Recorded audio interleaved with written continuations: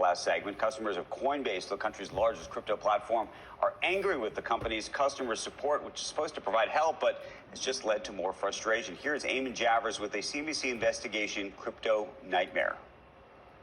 I was kind of like panicked, to tell you the truth. Eric and Molly Richardson say they saved nearly $1.1 million worth of cryptocurrency in a Coinbase account. But then in July, Eric got an alert on his phone. The message said someone had logged onto their account. Eric clicked on the text, logged in, and soon received an email that their two-factor authentication, which verifies security settings, had been changed. He was like in a state of shock, so I tried to help him. I tried to stay calm, and I, looked up Coinbase online, trying to figure out how to get a hold of their customer service. Like thousands of other Coinbase customers, the Richardsons say they got nowhere when they tried to get immediate help. That's because the company didn't offer any kind of live phone support. Email was the only option. And within the 20 minutes that we sent the email, somebody had done 110 different transactions, sending out about 21 Bitcoin. In all, the hackers stole some $700,000 of the couple's savings. They're not the only ones. As CNBC reported in August, cryptocurrency holders across the country have been victimized by hackers who drain their accounts, and then they can't even get anyone on the phone to resolve the issue. Coinbase said in August that it had finally set up a phone number for customers to call if their account had been taken over, but that doesn't seem to be fixing the problem. Customers told us the live support was useless, a joke, and it was only for accounts that are actively locked. So we wanted to see what would happen when the Richardsons called Coinbase's new customer support line.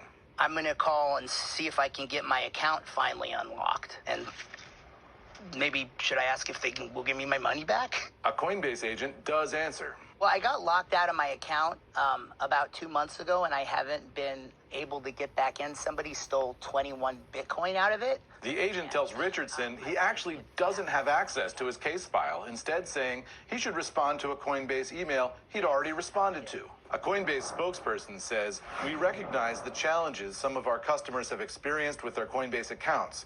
Improving our customer experience continues to remain a top priority." Eric says his big regret is not doing more to safeguard his Bitcoin, Ethereum, and Chainlink before the theft, which he thinks happened because that text alert was likely a phishing attack to steal his information.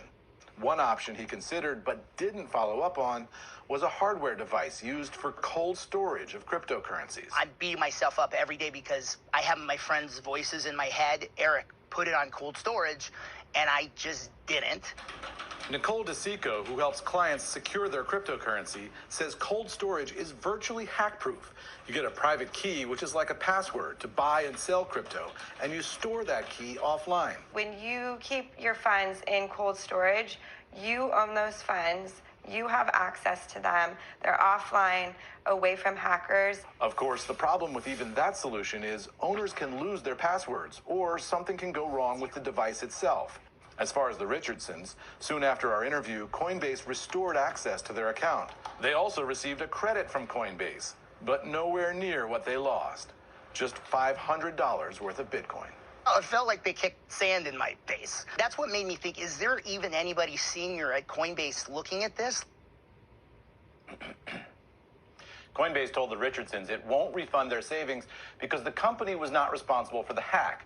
Customers have filed more than 12,000 complaints against the company with government and consumer agencies since 2016. And meanwhile, an additional 1,500 complaints have been filed since our story first aired back in August. Most of those over customer service, Andrew. So they got $500. That's it. I'm surprised. Yeah. Are you a little surprised by that? I would have thought that Coinbase would have wanted to try to make good, or as good as you could make on a situation like this, just because I would think it presents problems. But maybe in an environment where Bitcoin is going up, and everybody's... No, the first thing I did while he was doing it, I looked up the market cap of Coinbase.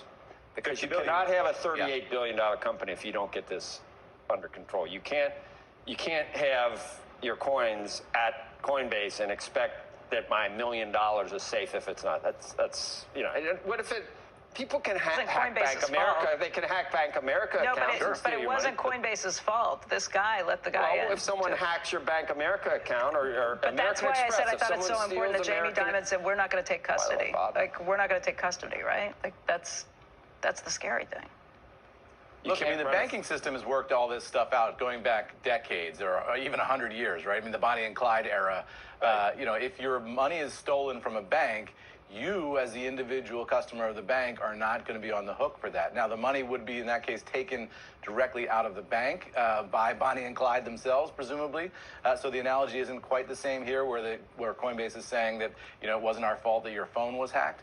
No, you but can't. The banking industry came up with a series of solutions in government insurance to prevent exactly this from happening, so that people would have confidence in the banks. So Eamon, is there any sense in And that doesn't Washington right exist now? in crypto. Is anybody in Washington talking about creating the, I don't know if it's the FDIC or the something that would provide an insurance program for all of the different, I don't know if we call them brokers, I don't know if we call them bank or storage facilities, if you will?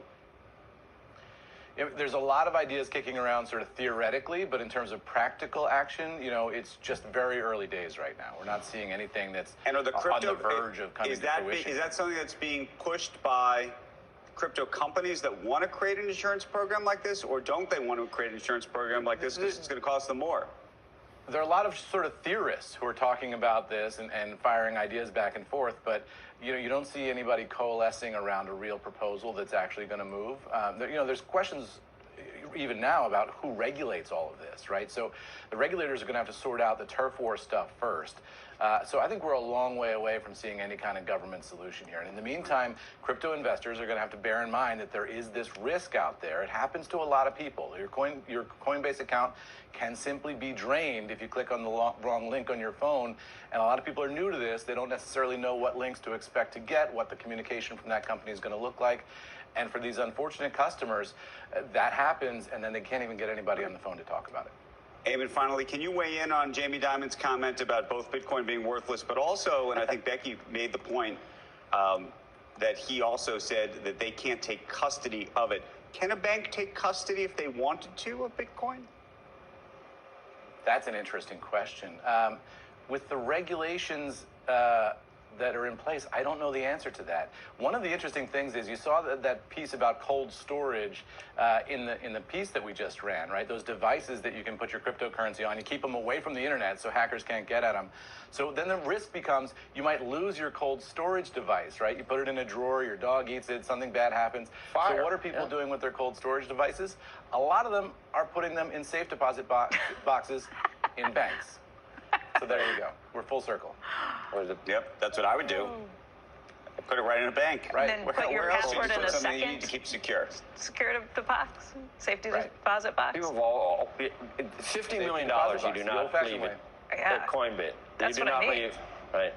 There's got to be a. I don't want to leave it on a thumb you know, drive look, either that can be corrupt. I mean, how many thumb drives do you have that, you know, poof, doesn't work after 6 months? I mean, I've got a dog, a guinea pig, and a 2-year-old in my house. So like those thumb drives are walking around the house all the time. It's totally dangerous.